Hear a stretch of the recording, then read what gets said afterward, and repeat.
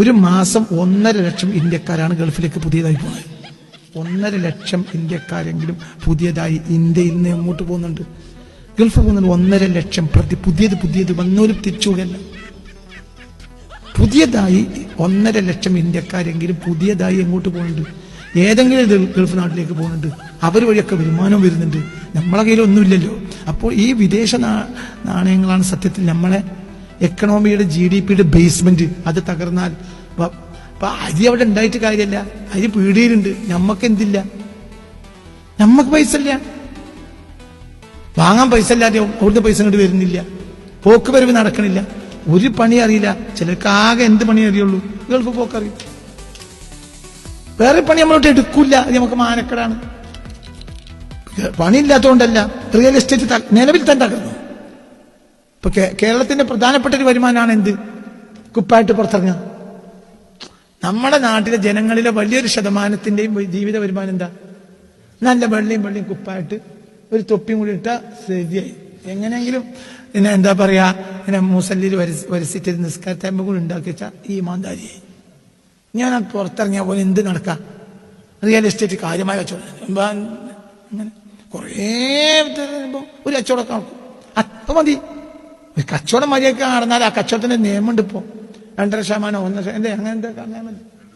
2%, 2%, ആ 4%. 4% ഇവർക്കുള്ളതാണ്. ഇന്ന് എന്തുകൊണ്ട് കച്ചവടം ആക്കണ്ടേ? ആ കച്ചവടം നടക്കൂല. കച്ചവടം പൈസ ഉണ്ടേ. അപ്പൊ നമ്മളെ ഇന്നത്തെ പ്രധാനപ്പെട്ട ഒരു വരുമാനമാണ് എന്ത്, റിയൽ എസ്റ്റേറ്റ് നടക്കൂല, ഒന്നും നടക്കൂല, റേഷൻ നടക്കൂല. അപ്പൊ വീണ്ടും അത് നമ്മുടെ GDP തകരാൻ കാരണമാവും. നമ്മളെ വരുമാനം, ചില്ലറ വ്യാപാരം, എല്ലാ മേഖലയും തകരും.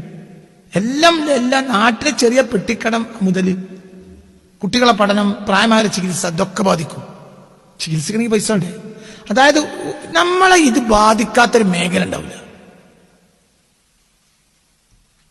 ഇതൊക്കെ ഞാൻ പറയാൻ കാരണമുണ്ട്. ഞാൻ ലാസ്റ്റ് പറയാം ഇതൊക്കെ പറയാനുള്ള കാരണം.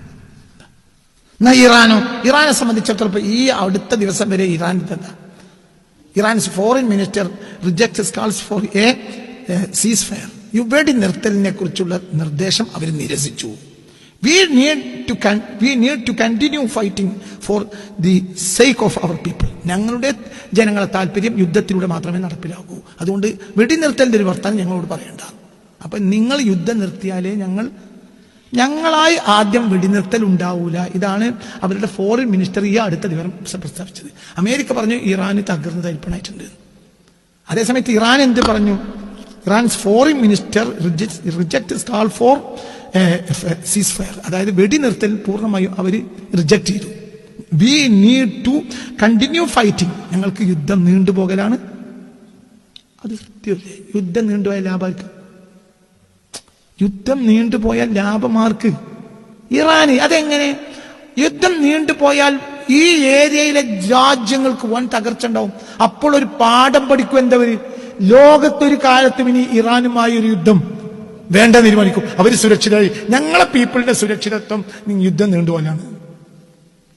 ഞങ്ങൾ ഒരു സീസ് ഫയറിനും ഒരു വെടിനിർത്തലിനും ഞങ്ങൾ തയ്യാറല്ല. അവർ ഫോറിൻ മിനിസ്റ്ററുടെ അവസാനത്തെ സ്റ്റേറ്റ്മെന്റ് അത് നിങ്ങൾ ആലോചിച്ച്, അത് സത്യമാണല്ലോ അവർ പറയുന്നത്.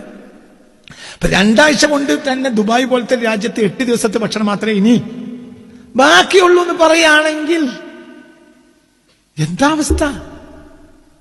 അപ്പൊ ആ കുറച്ച് നിങ്ങൾ യുദ്ധം നീണ്ടുപോകണം. ഈ രാജ്യത്ത് മുഴുവൻ ആഭ്യന്തര കലപുണ്ടാവും.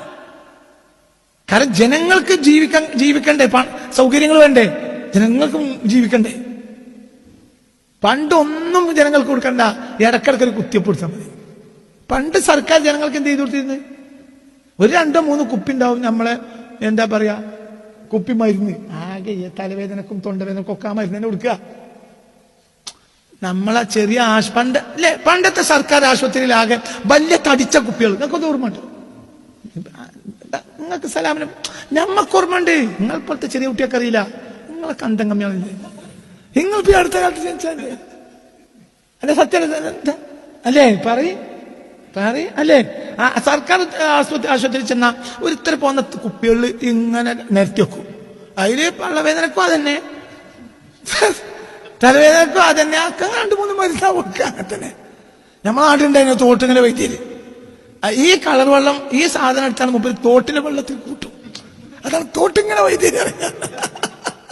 അത് മിക്കവാറുള്ള ഈ തോട്ടിലെ വെള്ളമായിരിക്കും. അപ്പൊ അന്ന് സർക്കാർ ജനങ്ങൾക്ക് അതേ ചെയ്തു കൊടുക്കേണ്ടുള്ളൂ. മറ്റത് വിറക് ഓരോ കയ്യിലുണ്ട്, ഗ്യാസ് ജനങ്ങൾക്ക് കൊടുക്കേണ്ടുള്ളൂ. സർക്കാർ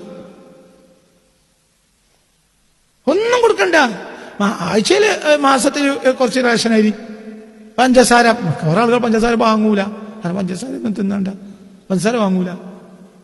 മണ്ണെണ്ണ അല്ലേ, പണ്ട് ആകെ സർക്കാർ കൊടുക്കേണ്ടത് കുറച്ച് റേഷനരിയും കൊടുക്കണം, കുറച്ച് മണ്ണെണ്ണയും കൊടുക്കണം. ആശുപത്രിയിൽ ഈ 2-3-4 കുപ്പിയിലെ വെള്ളം ഉണ്ടാവും, അതേ കൊടുക്കണം.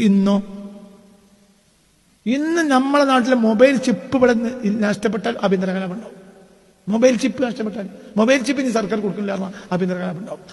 മൊബൈൽ ചിപ്പ് കൊടുക്കണില്ല എന്ന് നിരോധിച്ചാൽ 1 മാസം 1.5 മാസം കൊണ്ട് മുഖ്യമന്ത്രി തയ്യാറാവും. ഉറപ്പ്. തിന്നാൻ അടുത്ത ആഴ്ച മതി. കിറ്റിനി കൊടുത്തില്ലെങ്കിൽ പ്രശ്നമില്ല. എന്ത് കൊടുക്കണം? ചിപ്പ്. എന്തേ സത്യം തന്നെയല്ലേ? കാരണം ഇപ്പൊ എന്തൊക്കെ സർക്കാർ ജനങ്ങൾക്ക് കൊടുക്കേണ്ടത് അത് നാട്ടിൽ കിട്ടിയില്ലെങ്കിൽ ആഭ്യന്തര കലാപം ഉണ്ടാവും, മുന്നോട്ടും കഴിയില്ല. അപ്പൊ ഈ യുദ്ധം നിലനിന്നാൽ ഇറാന്റെ പരിസരത്തുള്ള ഈ ഏഷ്യൻ ആഫ്രിക്കൻ രാജ്യങ്ങളിലെ ജനങ്ങൾക്ക് മുഴുവനും ആഭ്യന്തര കലാപം, രാജ്യങ്ങൾ തകരും. അപ്പൊ ഈ രാജ്യങ്ങൾ പിന്നെ ഒരു വെടിനിർത്തലുണ്ടായാൽ ലോകാവസാനം വരെ എന്തുണ്ടാവില്ല? യുദ്ധം ഉണ്ടാവില്ല. അതാ പറഞ്ഞ ഞങ്ങളെ ജനങ്ങളുടെ താല്പര്യം. We need to continue fighting for the sake of our people. ഞങ്ങളുടെ ജനങ്ങളുടെ താല്പര്യം എന്താണ്? എന്താണ്? യുദ്ധം.